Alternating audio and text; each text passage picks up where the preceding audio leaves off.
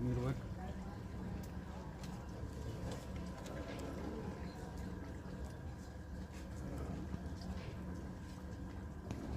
వాళ్ళది ఏదైనా ఉంటే పాపం ఆ పెదాన్ని చూస్తే న్యాయం చేయరు గంగలో పోని వాళ్ళది మీ కాదు మీది వాళ్ళ కాదు దోవనికి అయితే